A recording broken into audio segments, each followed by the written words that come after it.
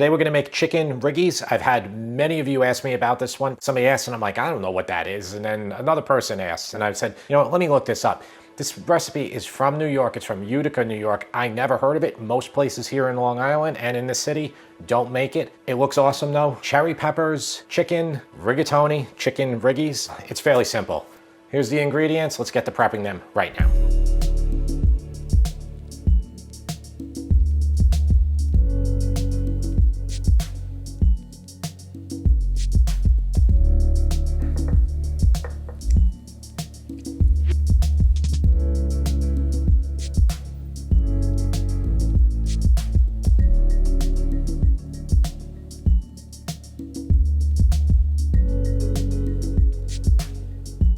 So we're gonna go over the ingredients. I always like to do this when we start a recipe. We have rigatoni. You can use any pasta you like though. You can use penne. I think pappardelle would be great with this one. We've used that a few times. So I have 28 ounces of crushed tomatoes. Use any brand you like. I have 2 bell peppers.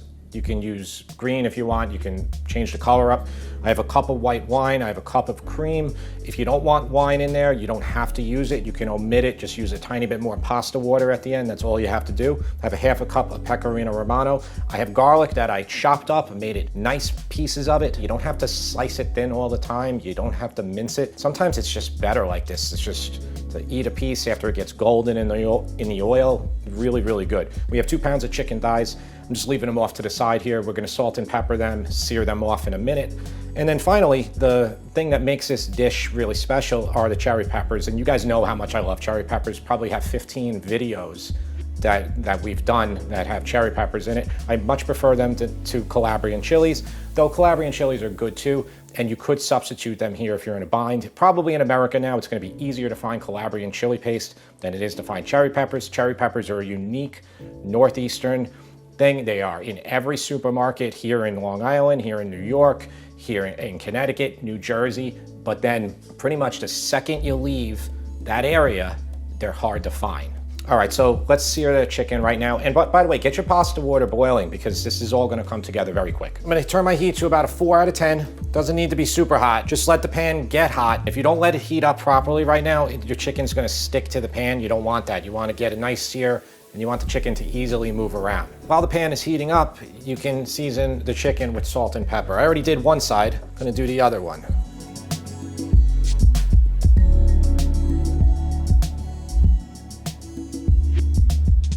I'm trying to find like the authentic recipe for this, though I don't know if there really is one. Correct me if I'm wrong. One of the sites I saw said you have to have butter in it. I'm not gonna use butter here. I'm gonna use olive oil to sear the chicken. You can definitely use the butter, but you know, gonna just do it with the oil, get them nice and brown that way. Oh, you can test your pan to see if it's good. All right, just drop a little bit of water. See that? How it goes, moves around like that? So that's good. It's called the Leiden-Hauser effect, I think, or I might be saying it wrong. Leiden-Frost effect. You guys can correct me on that too. All right, putting the oil in. Don't need that much.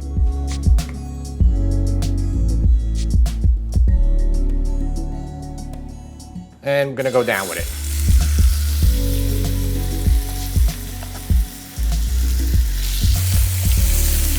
All right, and I'll just pat the other side, remove a little bit more of that water.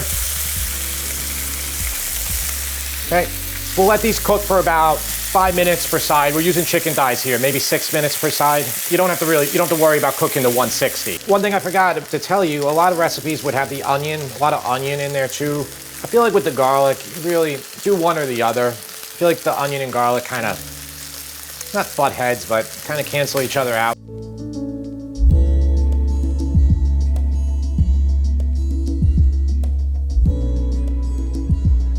We want to just get a nice sear.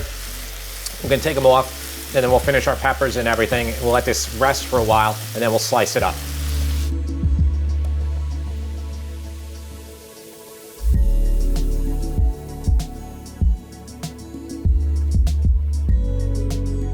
So it did about 7 minutes on one side, or 6 minutes on one side, 5 on the other, about 11. Tent this with foil, and then I put the peppers in here, all right? And I just turned the heat down to about a 4 out of 10 now again.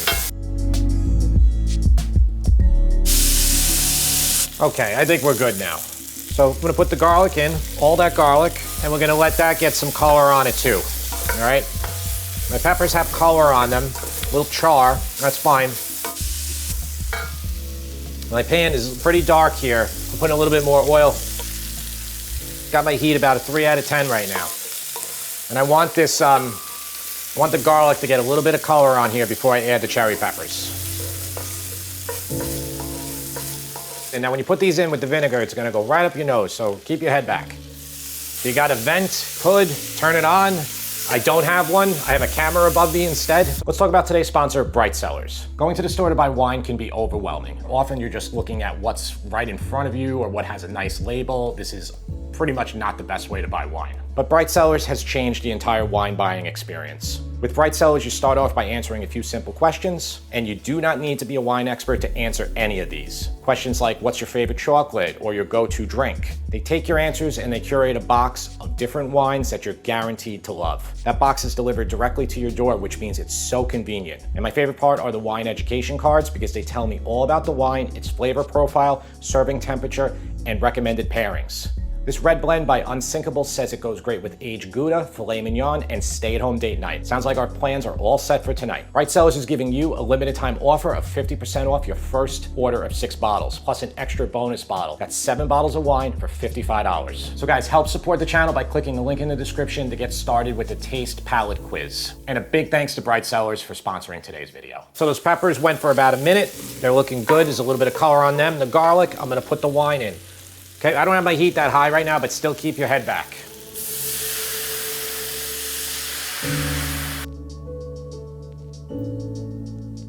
Now you can turn it up right now because if you put it blasting, when you put that wine in, it might come up and get you.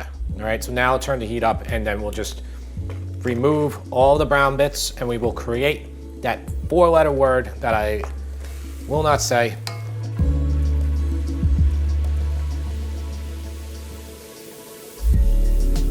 Sauce smells good. It's gonna be good. It's gonna be fine.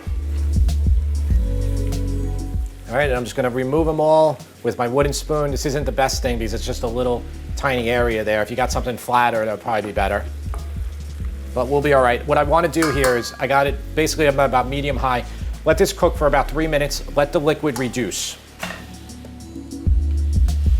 All right, I'm gonna turn the heat down. It's reduced sufficiently. You can see there's much less liquid in the pan now. Okay, so I'm down to about a 4 out of 10 again. And here are the tomatoes. We're gonna put them in. These are really good tomatoes.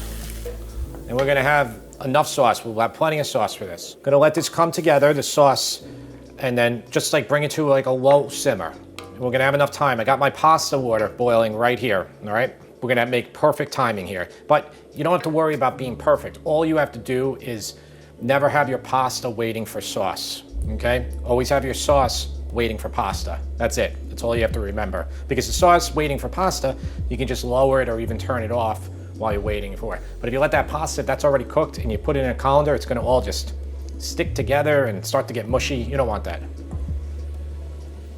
This is coming to a simmer, still waiting for the pasta water to boil. You can slice your chicken now. You can just cover it again. It's fine.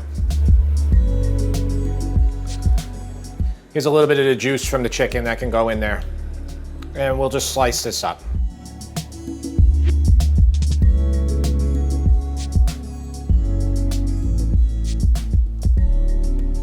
All right, let's do the pasta.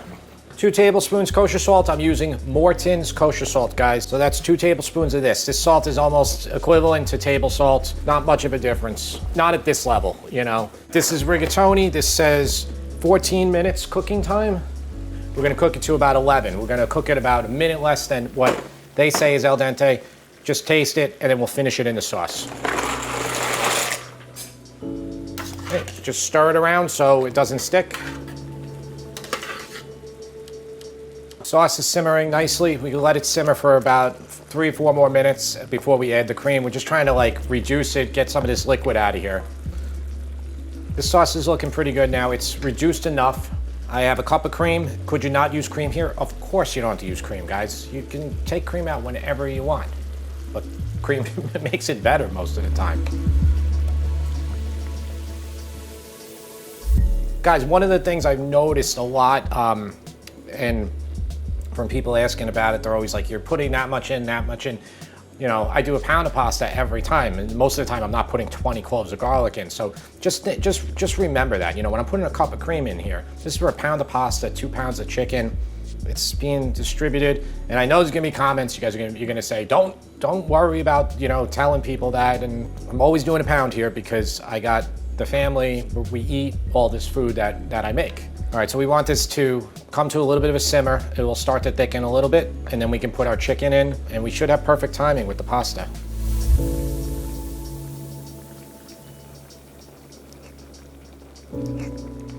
It's good, spicy. Very spicy from the cherry peppers. It's good though. The cream cuts it, which is nice. It's a combination like I never really think of doing, making a cherry pepper cream sauce, but it works. Definitely need salt here. I'm gonna do about a teaspoon of salt because there's no salt in here. All right, we'll let that keep simmering, thickening. I'm liking this consistency now. It's pretty good. Like about there. Pasta's gonna absorb it, as is the chicken. I'm gonna put the chicken in, okay? All right, guys, I'm turning off the pasta. It's still very firm. We'll finish right in here. If your sauce was a little thick here, you could put a little bit of pasta water in. I don't think we're gonna need any, but we have it. We have it if we do. That's why I always like to cook pasta like this. Always drain it like this in there instead of dumping all the pasta water away. I have it still on about 4 to a 5 out of 10. We're gonna let this pasta absorb the delicious sauce. And you can see how much we have here and how big this pan is, but it still gets filled up completely. All right, just let it keep cooking and move it around the pasta so it will actually absorb. This is what you want. You want the pasta itself to take the sauce in, because if you don't do this, and often you'll see pictures where it's like just pasta and they dump the sauce on top of it. It will just slide off. It won't stick at all. So this cooking process with not quite done pasta will allow a little bit of absorption, just enough you need to make your dish way better. You see how much better it starts to look now. It's like glistening, taking on the color.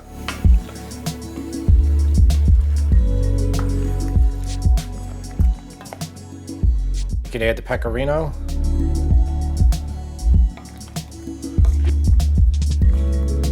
A little bit of basil.